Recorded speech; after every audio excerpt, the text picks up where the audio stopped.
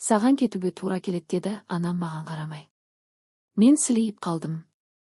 Жылдар бойы ақысын төлеп келген пәтерімді ата-анам әпкем мен күйеу балама беруге шешім қабылдапты. Мен ештеңесіз кеттім. Бірақ кейін еңбектеніп өз ісімді ашқанымда олар кенет байланысқа шықты. Катерина денесінің әр жасушасына сіңіп қалған шаршауды сезінді. Жылдар бойы тынымсыз еңбек ету өз ізін қалдырған. Екі ауысымда дерлік демалыссыз жұмыс істеу оның күнделікті әдетіне айналған.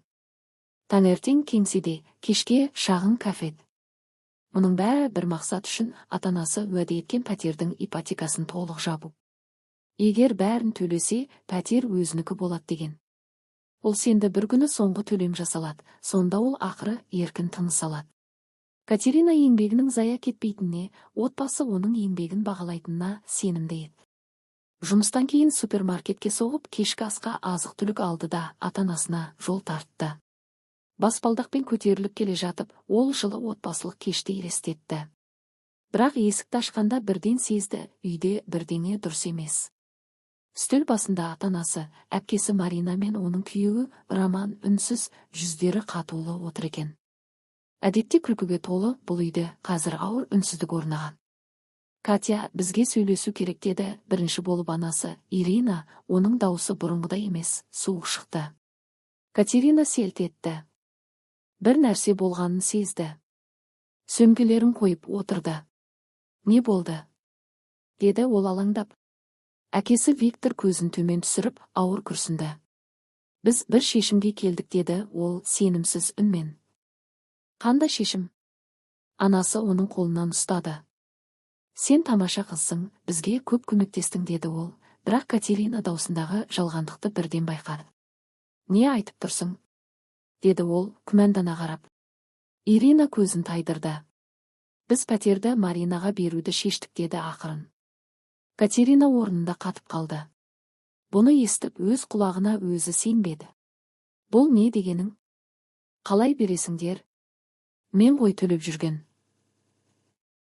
Бұл менің үйім емес пе? Деді ол дірілдеген дауыспен. Пәтер енді Марина мен Романға тиесілі. Олар жас отбасы, оларға көбірек керек деді сабырмен Ирина. Бір сәтте Катеринаның әлемі қирап түсті. Оның бар үміті, арманы, жылдар бойғы еңбегі түкке тұрмай қалғандай. Ол ата-анасына, әпкесіне және күйеу баласына қарап, не болып жатқанын түсіне алмады. Қалайша? Мен ғой ипотеканы төлеген. Күндіз-түні жұмыс істедім. Қалай ғана бұлай істей алдыңдар? Деді ол айғайлап дауысы дірілдеп. Марина көзін төмен салды, Роман үнсіз отыр. Ирина бірдеңе айтпақ болып еді, Катерина тоқтатып тастады. Мен түсінбеймін. Мен сендерді отбасы деп ойладым. Барлығы үшін еңбектеніп жүрмін деп сендім, мақтанатын шығарсыңдар деп үміттендім. Көзінен жас парлап кетті. Катя, айқайламашы деді Ирина ақырын, қолын созып. Айқайлама дейсің бе? Сендер мені сатып кеттіңдер. Деп Катерина орнынан атып тұрды. Ол өзін арқасынан пышақ сұққандай сезінді. Ауырсыну жанын қарып өтті. Бөлмесіне жүгіріп кіріп, заттарын асығыс жинай бастады. Қолдары қалтырап көзінен жас тоқтамады. Барлығы қирап жатты. Қайда барарын, не істеу керегін білмеді. Бар болғаны бірнеше затпен азғантай ақша. Ата-анасы бөлмеге кірді. Катя, мүмкін бәрін реттейік, сөйлесіп алайық. Деді Ирина кінәлі үнмен. Реттейік дейсің бе? Сендер мені естіместен шешім қабылдадыңдар. Менің үйімді басқаға бердіңдер. Сендер мені өмірлеріңнен сызып тастадыңдар деді Катерина ашу мен өкінішке булығып. Әкесі үнсіз тұрды. Біз бәріне жақсы болсын дедік деді ақырында. Кімге жақсы? Сендерге ме, әлде Марина мен Романға ма? Деді Катерина, ал мен туралы бір сәт ойладыңдар ма? Олар үнсіз қалды. Катерина сөмкесін алып, ешкімге қарамай. Қош болыңдар деді де, есіктен шығып кетті. Катя, тоқташы. Деп айқайлады анасы, бірақ ол бұрылмады. Есік тарс жабылып, сол сәтте оны отбасымен байланыстырып тұрған соңғы жіпте үзілді. Ол жалғыз қалды. Көз жасын әрең тежеп далаға шықты. Кеше ғана жылы көрінген қала бүгін бөтен әрі суық еді. Ол еш мақсатсыз жүріп келе жатты, айналасындағы адамдар мен жарық шамдарға мән бермей. Ішінде тек ауыр мұң мен өкпе. Автобус аялдамасына келіп, әлсіреп орындыққа отыра кетті. Бетін алақанымен жауып, көз жасын тоқтатуға тырмай. Мен сілейіп қалдым. Не істеу керек? Қайда бару? Қайда тұру? Қалай өмір сүру? Жауап жоқ, тек ішті кернеген бос кеңістік. Катерина өзіне келіп біреуге хабарласу, түнейтін жер табу керегенін түсінді. Сол сәтте оның есіне жалғыз досы Мария түсті. Марияның көмегімен ол көп ұзамай қаланың шет жағынан кішкентай бір бөлме тапты. Үй деп айту қиын, ескі сарай секілді. Сылағы түскен қабырғалар, сықырлаған төсек, сыз иісі. Бірақ бұл да бір баспана еді. Катерина мойымады. Ол қиындыққа үйренген. Бірақ отбасынан көрген опасыздықтың жарасы кез келген жоқшылықтан да ауыр еді. Ол енді өмірін нөлден бастау керектігін, ешкімге сүйенбей, бәрін өз күшімен қайта құруға тура келетінін білді. Қосымша жұмыс іздеп жүрсе де, еш нәтиже болмады. Үміті сөне бастаған бір күні жергілікті газеттен кішкентай хабарландыру көзіне түсті. Түнгі ауысымға ыдыс жуушы қажет. Кішігірім кафе. Жұмыс ауыр, ақысы аз. Бірақ бұл мүмкіндік еді. Катерина оны бірден қабылдады. Өмірі тоқтаусыз айналып тұрған доңғалаққа айналды. Таңертең кеңседе, кешке кафеде, түнде ыдыс жуушы. Күші сарқылып, өмірі тек әдетке айналған. Ол ең арзан тағаммен күн көріп, үнемі жаяу жүріп, барлық жайлықтан бас тартты. Бір түнгі ауысымнан қайтып келе жатқанда, кенет Катерина ішінен қатты ауырсынуды сезді. Аяғы босап жерге отыра кетті. Адамдар өтіп жатыр, бірақ ешкім тоқтамады. Көз алды қарауытып бара жатқанда, кенет біреу қолын созды. Басын сәл көтеріп қараса, таныс жүз Алексей бұрын бірге істеген әріптесі. Дағдарысқа дейін бір фирмада еңбек еткен. Оны сабырлы, мейірімді, сезімтал адам ретінде есінде сақтаған. «Катя, саған не болды?» деді Алексей уайымдап, оны тұрғыза көмектесіп. Олар баяу оның бөлмесіне қарай келе жатып, Катерина бәрін айтып берді. Отбасының сатқындығы, айырылуы. Алексей үнсіз тыңдады, бөлмейтін, тек жанашыр көзбен қарады. «Мен бұның бәрін білмеппін», деді ол жай дауыспен. «Бұл өте ауыр. Сол кезде жанында болмағаныма кешір». Ол Катеринаны бөлмесіне жеткізіп, оған ыстық шай беріп, плед жапты. Сол сәтте Катерина ұзақ уақыттан бері алғаш рет өзін жалғыз сезінбеді. Жанында шынымен қамқор бір адам бар еді. «Тыңдашы», деді Алексей, ол сәл тынышталған соң. «Менде бір ұсыныс бар. Бірақ алдымен уәде бер, енді бәрін жалғыз көтермейсің. Саған қазір өте қиын екенін білемін, бірақ мен көмектескім келеді». Катерина сенімсіз қарап қалды. Ол тым ұзақ уақыт бойы тек өзіне арқа сүйеп келген. «Менің кішкентай автомайстерханам бар», деді Алексей, «маған дәл қазір көмекші керек. Жұмыс ауыр, бірақ ақысы жақсы. Уақытыңды кафе кестесіне қарай реттей аламыз». Катерина аң-таң болды. Ол ешқашан ешкімнен ештеңені тегін алмаған, шартсыз мейірімділікке үйренбеген. «Мен не айтарымды білмеймін». «Саған үлкен рахмет», деді ол дауысы дірілдеп. «Рахметтің қажеті жоқ», деді Алексей жылы жымиып. «Тек сенің қайта аяққа тұруыңа көмектескім келеді. Сен мықтысың. Еңбекқорсың. Сенің бәрі жақсы болады. Мен саған сенемін». Сол күннен бастап бәрі өзгере бастады. Катерина шаршататын кеңсе жұмысынан шығып, шеберханаға кірісті. Алғашында қиын болды, құрал-сайман, машиналар, май иісі. Бірақ оған ұнады, ол үйренуге құштар еді. Уақыт өте ол Алексейге сенімді көмекшіге айналды. Алексей тек жақсы адам емес, нағыз ұстаз болып шықты. Ол Катеринаны техникадан бастап есеп жүргізуге дейін үйретті. Клиенттермен сөйлесуді, істерді реттеуді көрсетті. Ең бастысы, ол Катеринаның қабілетіне сенді. Кешкісін олар жиі серуендейтін, кофе ішіп, ойлармен бөлісетін, арман туралы сөйлесетін. Сол сәттерде Катерина олардың арасында тек достық емес, одан да терең сезім барын аңғарды. Алексей әрдайым жылы, сабырлы, қамқор еді. Оның жанында Катерина өзін қауіпсіз, тыныш және қажет адам сезінді. Бір кеште, серуеннен қайтып келе жатып, Алексей тоқтады да оның қолын ұстады. «Катя», деді ол көзінен көз алмай, «сен мен үшін өте қымбат адам болдың. Мен сенің күшіңе, бәріне төтеп беріп келе жатқаныңа таң қаламын. Мен сені жақсы көремін», деді Алексей. Катерина тосылып қалды. Ол не айтарын білмеді. Ол да Алексейге деген ерекше сезімді бастан кешіріп жүрген еді, бірақ бұны өзіне мойындауға қорқатын. Мен де сені жақсы көрем», деді ол сыбырлап, көзін төмен түсіріп. Алексей оны нәзік құшағына алды. Сол сәтте Катерина барлық қорқыныш пен күмәннің жоғалғанын сезінді. Ол көптен бері алғаш рет нағыз бақытты болды. Алексей оған тек жұмыс емес, өз-өзіне деген сенімін де қайтарды. Ол күн сайын Катеринаның қалай өзгеріп келе жатқанын, көздерінде қайтадан жарық пайда болғанын сүйсіне бақылайтын. Ол оның бойындағы әлеуетті, өзіне байқалмай жүрген күш пен жігерді көрді. Сол үшін ол Катеринаға қанат бітіруге көмектескісі келді. Бір күні кешке, жұмыс күні аяқталып, май иісі жаңадан қайнаған кофенің иісімен араласқан сәтте, Алексей кенет сөйлеп кетті. «Катя, тыңдашы, мен бұл туралы көптен ойлап жүрмін», деді ол аз кідіріп. «Сенің тәттілерің әрдайым тамаша шығатын. Есіңде ме, туған күндерде бәрімізге дәм татқызатынсың. Бәрі тамсанатын». Ал егер ол тоқтап қалды? Катерина гаечный кілтті қойып қызға қарады. «Егер не болса, Леша? Егер біз кафе ашсақ ше?» деді ол ұялып. «Кішкентай жайлы кафе. Онда сенің тәттілерің жақсы кофе болса. Білем, ессіз естіледі. Бірақ сенде аздап жинақ бар, мен де қосармын. Бәрін байқап көруге болады ғой».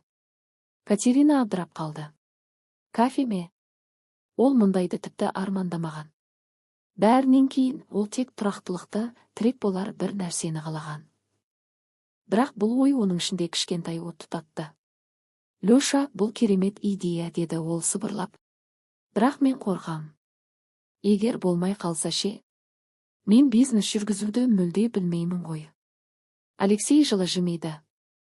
«Қорықпа, мен де кәсіпкер емеспін. Бірақ бірге істесек бәрін жеңеміз. Құжат, есеп-қисап сияқтысымен қараймын, ал сен ас үйде өзіңнің ғажайыптарыңды жасайсың. Сенде талант бар, Катя, мен саған сенемін». Солай олардың жаңа сапары басталды. Екеуі бірге орын іздеп, бизнес туралы кітаптар оқып, мақалаларды зерттеп, рецепттер қарап, кестелер құрып, логотип салып, тіпті орындық пен қабырғаның түсіне дейін талқылады. Бұл мүлде басқа әлем еді, тек екеуінікі. Катерина іштей қорықса да күн сайын өзіне деген сенімін арттырды.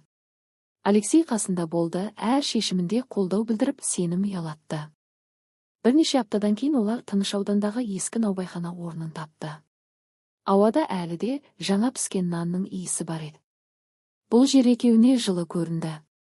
Олар кафені қарапайым әрі жүрекке жақын атауға шешті, романтика. Жөндеу жұмыстары бірнеше айға созылды. Алексей жұмысшыларға көмектесіп, материал тасып, жиһаз жинады. Ал Катерина мәзір құрып, дәм татып, сынақ ретінде торттар мен тоқаштар пісірді. Олар кафені үйдегідей жылы, дәмді, шынайы қылғысы келді. Ақыры ашылу күні де жетті. Катерина емтихан алдындағыдай толқып тұрды. Жаңа алжапқыш киіп, алғашқы келушілерді бақылап тұрды. Алғашқы күндер қарапайым өтті. Бірақ уақыт өте келе, ауыздан ауызға тарап, Катеринаның дәмді тәттілері арқасында кафе жанданды. Адамдар мұнда кофе үшін, жылы атмосфера үшін, жайлылық үшін келетін болды. Катерина бақыттан бал болжанып жүрді. Өйткені оның арманы шындыққа айналды. Ол өз ісін, наубайлықты, әр қонақтың күлкісін сүйіп кетті. Алексей де бақытты еді. Ол Катеринаның гүлденіп, сенімді әрі сабырлы болғанын көріп қуанды. Бірнеше айдан соң романтика ауданның ең танымал кафелерінің біріне айналды. Олар тіпті жаңа қызметкерлер алды. Катерина енді шаршамай жұмыс істейтін болды. Өзіне де, Алексейге де уақыт табылды. Бір кеште, кафе жабылған соң, екеуі терезе түбінде отырып, ыстық шай ішіп отырды. Терезеден қаланың жарық шамдары көрініп тұрды. Катерина Алексейге сүйеніп. Рахмет, Люша, барлығы үшін рахмет. Сенсіз мен мұның бәрін жасай алмас едім, деді сыбырлап. Сол сәтте ол түсінді, ол шын мәнінде бақыт деді. Өйткені енді оның арманы орындалған, сүйікті ісі мен сүйіктісі бар еді. Сүйікті адам. Және еркіндік. Катерина енді өткенмен өмір сүрмейтін. Ол реніштерін артта қалдырды, сатқындықтың ауыртпалығын жерледі, алға қарауды үйренді. Сенімен, үмітпен. Сол кеште ол жаңа шие бәлішіне қамыр илеу үстінде еді. Кенет телефон шырылдады. Экранда бейтаныс нөмір. Катерина бір сәтке қатып қалды. Әдетте ол белгісіз қоңырауларды алмайтын, жарнамадан қорқатын. Бірақ бұл жолы жүрегінің түбінде бір сезім шым етті. Алдын ала сезім. Қолындағы ұнды сілкіп тастап, ол бәрібір жауап берді. Алло, деді сақтықпен. Жауап естілді. Катя, бұл мен, анаңмын. Иринаның даусы дірілдеп шықты, үмітсіздікке толы еді. Катеринаның іші шым ете қалды. Соңғы рет анасының даусын естігеніне 1 жыл болған. Сол уақыт бойы ол отбасын еске алмауға тырысқан, өткенді тереңге көміп тастаған. Бірақ дәл қазір сол таныс, жылы дауыс кенет бөтен естілді. Не болды?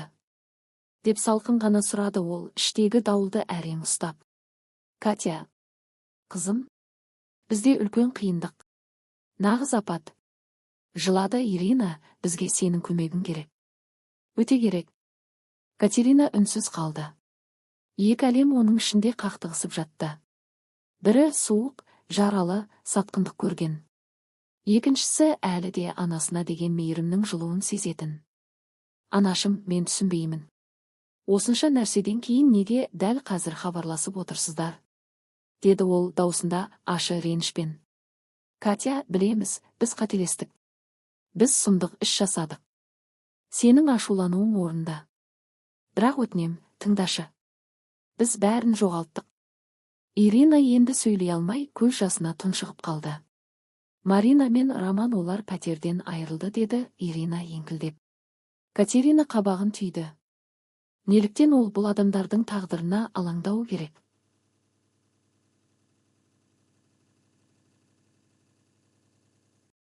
Олар өздерінің лайықтысын алды.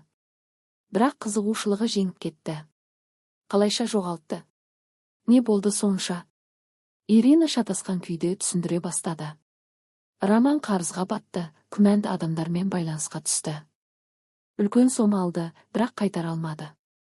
Марина күйеуін құтқармақ болып пәтерді кепілге қойды. Бірақ бәрі бекер болды. Несие берушілер үйді тартып алды. Енді олардың баратын жері жоқ. Катерина үнсіз тыңдады. Ішінде түрлі сезім араласты. Енді мен не істеуім керек? Деді ол салқын үнмен. Тағы да оларды құтқаруым керек пе? Тағы да менің барыммен бөлісуім керек пе? Сол бір күні менің соңғы үмітімді тартып алған адамдар үшін бе? Катя, өтінем, олай айтпа, жылады Ирина, біз бәрін түсіндік. Біз саған қиянат жасадық. Марина мен Романға пәтерді бергеніміз үлкен қателік болды. Біз бәріміз үшін жақсы болар деп ойладық, бірақ қатты қателестік. Өте қатты. Ирина енді еңіреп тұрды. Бізде басқа амал жоқ. Баратын жеріміз қалмады. Өтінем, Катя, тым болмаса уақытша. Үйінде біраз уақыт тұруға рұқсат етші. Тек аз ғана уақытқа бәрін реттеп алғанша. Катерина үнсіз отырды. Ол жауабы жоқ болу керекенін білді. Олар оның көмегіне лайық емес еді. Олар оны бір кездері өз өмірінен сызып тастаған. Бірақ жүрегі ауырды. Өйткені бұл оның анасы еді. Бұл оның ата-анасы еді. Қанша тырысса да жүрегі сыздап тұрды. Мен не айтарымды білмеймін, мама, деді Катерина сабырлы болуға тырысып. Маған ойлану керек. Кейін хабарласам. Катя, өтінем. Даусы дірілдеген анасы жалбарына сөйледі. Бірден бас тартпа. Біз сені жалбарамыз. Біз бәрін жасауға дайынбыз, тек кешірші.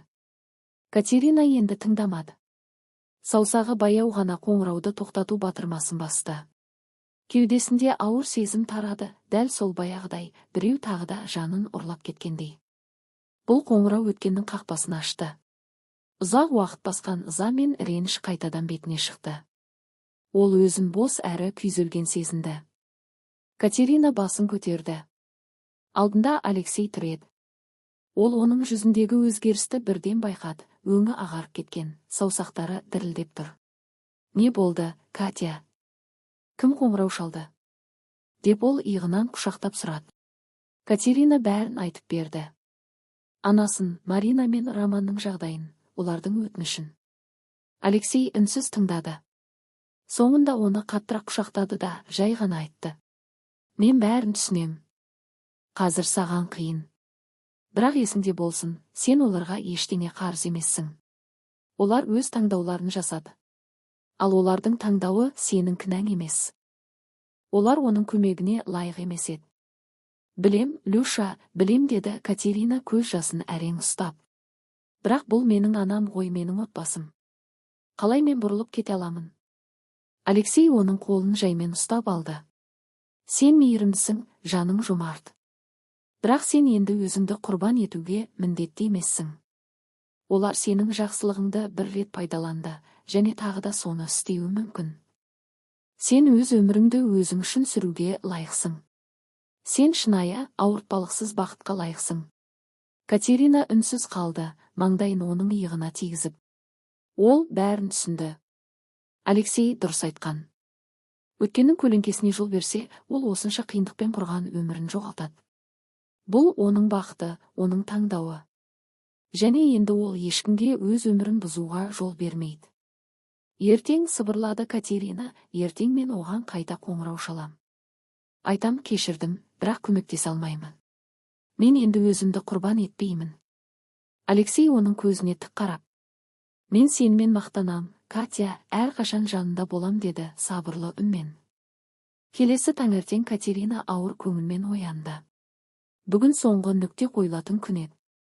Ол Алексей екеуіне таңғы ас әзірледі, бірақ ойынан алды күтіп тұрған әңгіме кетпей қойды. Ауаның өзі сол әңгімемен тұншығып тұрғандай, бұл борыш, бұл соңғы сынақ секілдейді.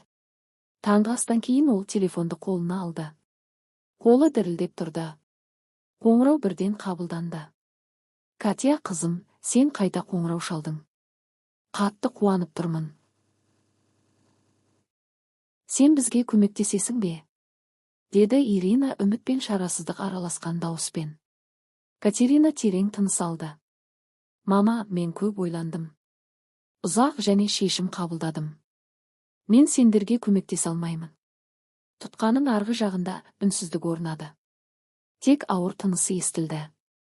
Не дедің, қызым? Деді Ирина күбірлеп. Мен көмектесе алмаймын, қайталады Катерина. Мен сіздердің қиын жағдайда екендеріңізді түсінем. Бірақ мен тағы да барымды беріп, өзімді жоғалта алмаймын. Мен тым көп азап шектім. Мен де бақытты болуға лайықпын. Енді менің сол бақытымды қайта тартып алуға жол бермеймін. Бірақ біз енді не істейміз? Қайда барамыз? Деп еңіреп жылады Ирина. Бұл енді менің уайымым емес, мама. Сіздер өз таңдауларыңызды жасадыңыздар. Енді жауапкершілікте сіздерде. Мен сіздерді кешірем. Бірақ бұл менің өзімді қайтадан құрбан етуім керек дегенді білдірмейді. Бұдан былай ешқашан. Катя, сен тажүрексің. Безбүйрексің. Қалайша өз отбасыңа бұлай істейсің? Деп айқайлады Ирина. Жоқ, мама, мен тажүрек емеспін, сабырлы да нық үнмен жауап берді Катерина. Мен тек өзімді қорғаймын. Өмірімде алғаш рет өзімді бірінші орынға қойып отырмын. Және білесіз бе? Мен бұған лайықпын. Ол тұтқаны қойды. Көз жассыз, дірілсіз, күмәнсіз. Катерина терең тыныс алды, иығынан ауыр жүк түскендей болды. Ол азат еді. Алексей келіп, оның иығынан құшақтады. Бәрі ме? Деді ол жай ғана. Катерина басын изеді. Бәрі толық. Ол оның маңдайынан сүйді. Мен әрқашан сенімен болам, Катя, мен сенімен мақтанам. Сен мен білетін ең мықты әйелсің. Катерина оны құшақтап көзін жұмды. Ал көз алдына болашақ елестеді, тыныш, сүйіспеншілікке толы, мейірім мен сенімге бөленген өмір. Бұл өмір енді тек өзінікі. Енді ешкім оны бұза алмайды. Катерина сол сәтте түсінді. Бұл ол бұрын тек армандаған өмір. Махаббатқа, қуанышқа және шынайы мәнге толы өмір. Және енді ол анық білді, бұл жай арман емес. Бұл оның шындығы. Өйткені енді ол өз тағдырының иесі. Катерина көзін ашып Алексейге қарады. Оның көздерінен өз бақытының сәулесін көрді, сол бір бақытты, ол үшін талай күрескен. Және сол сәтте бәрі айқын болды. Бақыт алыс емес, ол қасында. Ал өткен жаман түс секілді, енді ешқашан қайтып келмейді. Оны алға жаңа өмір жетеледі, жарық, нық, шынайы.